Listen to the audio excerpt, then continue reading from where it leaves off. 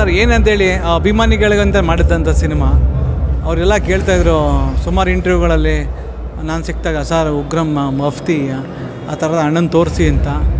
Sir ಉಗ್ರಮೇ ಬೇರೆ ಮಫ್ತಿ ಬೇರೆ, ಎಲ್ಲ ಲೆಜೆಂಡರಿ ಡೈರೆಕ್ಟರ್ಗಳು ಮಾಡಿದಂಥದ್ದು. ನಾನೊಬ್ಬ ಸಣ್ಣ ಡೈರೆಕ್ಟ್ರಾಗಿ ನನ್ನ ತಾನೇ ಏನು ತೋರಿಸ್ದೆ. ಈಗ ಫಸ್ಟ್ ಹಾಫ್ ಮುಗೀತು, ಬಂದು ನೋಡಿ ಎಲ್ಲ ಬೂಬ್ಸ್ ಬಂಬ್ಸ್ ರಿಯಲ್ ವ್ಯೂ ಅಂದರೆ ಆಡಿಯನ್ಸ್ ಏನು ಹೇಳ್ತಾರೆ ಖುಷಿ ಆಗ್ತಾಯಿದೆ. 3 ವರ್ಷ 6 ತಿಂಗಳು ಆಫ್ಟರ್ ಅಯೋಗ್ಯ ಆದ ನಂತರ ಈ ಥರ ಒಂದು ಟ್ರಾನ್ಸಾಕ್ಷನ್ಗೆ ಕಾದಿದ್ಕೊಂದು ಬೆಲೆ ಸಿಗ್ತಾ ಇದೆ ಅಂತ ಅಂದ್ಕೊಂಡಿದ್ದೀನಿ. ಇನ್ನೊಂದು ಫಸ್ಟ್ ಹಾಫ್ 60 ನಿಮಿಷ ಇದೆ ಅಷ್ಟೇ.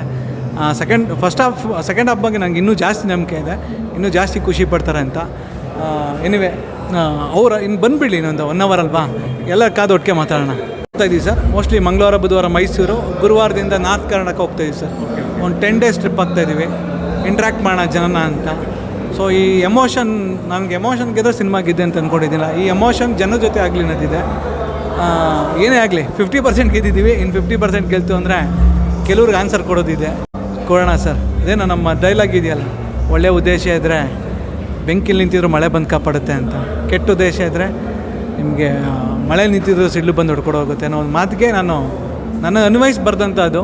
ಹಾಗೆ ಒಳ್ಳೆಯ ಉದ್ದೇಶ ಇದೆ, ಒಂದು ಒಳ್ಳೆಯ ಸಿನಿಮಾ ಅನ್ನೋದಿದೆ. 50% ಖುಷಿ ಇದೆ, 50% ಆದರೆ ನಿಮ್ಮ ಚಾಲೆಂಜ್ ಇದೆ, ಇನ್ನೂ ಜಾಸ್ತಿ ಮಾತಾಡ್ತೀನಿ ಸರ್. ಫೈನ್ ಸರ್, ಫೈನಲಿ ಆಡಿಯನ್ಸ್ಗೆ ಏನು ಹೇಳೋಕ್ಕೆ ಇಷ್ಟಪಡ್ತೀನಿ.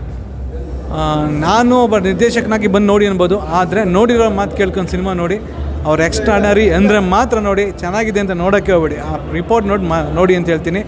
ಬಟ್ ನಿಮ್ಮ ಹತ್ತಿರ ಚಿತ್ರಮಂದಿರಗಳಲ್ಲಿ ಒಬ್ಬ ನಿರ್ದೇಶಕನ ಹೇಳ್ತೀನಿ ಹತ್ತಿರ ಚಿತ್ರಮಂದಿರ ಹೋಗಿ ನಮ್ಮ ಮತಗಜನ ನೋಡಿ ಆಶೀರ್ವಾದ ಮಾಡಿ ಅಂತ ಕೇಳ್ಕೊತೀನಿ. Thank you.